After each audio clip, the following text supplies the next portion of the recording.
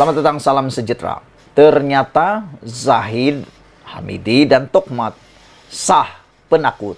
Wow, ini pasti kamu suka. Dan saya yakin kamu akan share video ini. Dan saya yakin kamu akan bantu tekan butang subscribe. Karena isunya paling hangat. Oke, yaitu Zahid Hamidi, Tokhmat sah penakut. Kalau kamu suka, kamu boleh share video ini. Tapi dengar sampai akhir, dari mula sampai akhir.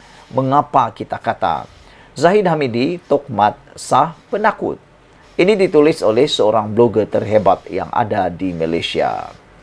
Walau apapun hujah dan sandaran yang cuba dikemukakan, usul tiada pertandingan bagi jawatan Presiden dan Timbalan Presiden UMNO yang diluluskan PAU 2022 semalam adalah bukti nyata Zahid Hamidi dan Muhammad Hassan takut dengan pertandingan. Bukan saja usul berkenan dibawa secara mengejut dalam usul tambahan ketika perbahasan dan tanpa notis, ia juga dibentangkan oleh perwakilan daripada UMNO bahagian Rembau yang diketuai oleh Muhammad Hassan atau Tokhmat. Kenapa mesti usul berkenan dibawa oleh UMNO bahagian Rembau sendiri? Dengan itu, sembang Zahid Hamidi sebelumnya ketika bertembung dengan Khairi Jamaluddin, konon beliau sedia berlawan adalah propa dan temberang semata-mata. Kedua-duanya sedar jika ada pertandingan, pasti mereka akan kalah berikutan prestasi buruk UMNO dan BN pada PRU 15 yang lalu. Alasan bahawa pertandingan perlu dielak untuk mengelak perpecahan dan bagi menghadapi PRN di negeri-negeri yang bakal berlangsung adalah tidak munasabah dan tidak boleh diterima sama sekali. Sekarang PRU sudah selesai. Nak takut berpecah, jadah apa lagi? Berkenan PRN pula melihat 6 negeri terbabit. Hujah mengelakkan perpecahan juga tidak masuk akal. Kerana semua negeri berkenan adalah negeri dikuasai PH dan PAS selama ini. Selain sukar untuk UMNO menawan kembali Kelantan, Terengganu, Kedah, bagi negeri Selangor, Negeri Sembilan dan Pulau Pinang pula, ia adalah negeri takbiran PH yang mungkin UMNO hanya sekadar pasukan pembantu saja dalam memastikan kemenangan PH. Jadi, di mana pentingnya sangat perpecahan nak dielakkan. Melainkan Zahid Hamidi dan Tokhmat takut kepada kekalahan dan kehilangan jawatan. Untuk mengelak dikalahkan dan seterusnya kehilangan jawatan timbalan Perdana Menteri dan Menteri, maka itu logik sebenar usul tambahan tidak di pertandingan itu secara tiba-tiba dibentangkan. Berikutan usul itu diluluskan, artinya Zahid Hamidi dan Tokhmat telah diselamatkan kedudukan mereka oleh hanya 3,000 perwakilan di Dewan Rakyat, yang mana semua kita tahu perwakilan-perwakilan berkenan adalah orang pilihan ketua bahagian UMNO masing-masing.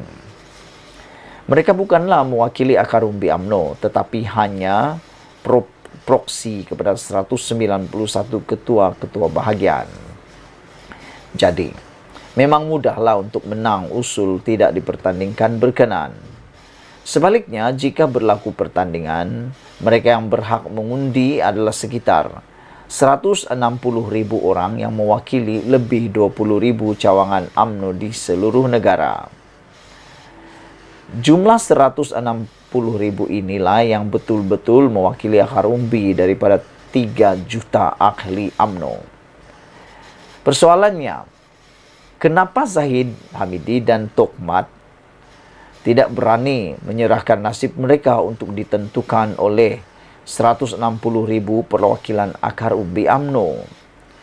Kalau betul-betul anak jantan, ada pula jawatan dalam kerajaan, patutnya beranilah berhadapan dengan 160,000 perwakilan itu. Hakikatnya, tiada perkataan lain sebagai jawapannya melainkan mereka takut kalah, takut hilang jawatan dan takut hilang kedudukan dalam kerajaan. Lebih memalukan lagi, mereka juga berselindung di sebalik semua ketakutan itu dalam keadaan UMNO kalah teruk dan hilang lebih separuh kerusi parlimen berbanding kemenangan pada PRU 2018 lalu. Tak malukah? Sudahlah kurang kerusi parlimen yang dimenangi daripada 54 kepada 26 saja.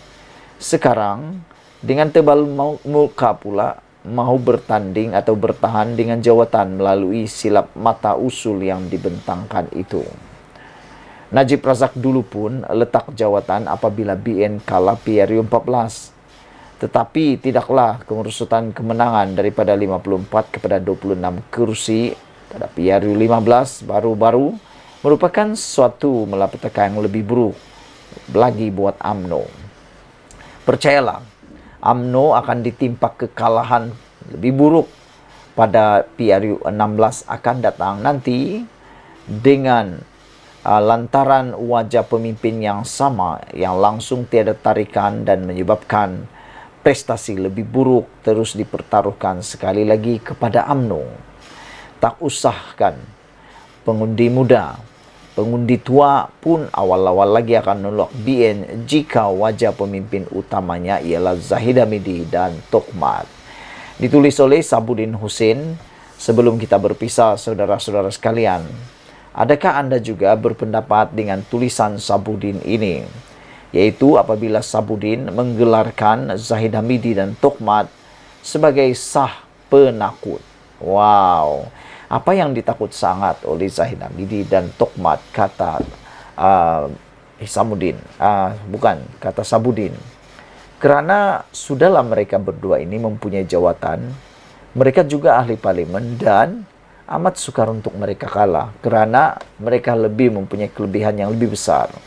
Selain itu, saudara-saudara, yang juga menghairankan ialah sebenarnya usul diselamatkan, Zahid diselamatkan melalui usul ini yang hanya 3.000 perwakilan daripada UMNO, ianya tidak menggambarkan ahli UMNO yang seramai 3 juta dan juga sekitar 160.000 orang yang mewakili 20.000 cawangan UMNO di seluruh negara. Saudara-saudara, kenapa Zahid dan Tokmat tak berani menyerahkan nasib mereka untuk ditentukan oleh 160 perwakilan akar umbi itu? Kalau betul-betul anak jantan, ada pula jawatan dalam kerajaan, patutnya beranilah berhadapan dengan 160.000 perwakilan itu. Hakikatnya, tiada perkataan lain sebagai jawapannya, melainkan mereka takut akan kalah dan takut hilang jawatan. Sekian dulu, jangan lupa tinggalkan komen Anda, tekan butang subscribe. Kita jumpa lagi. Bye-bye.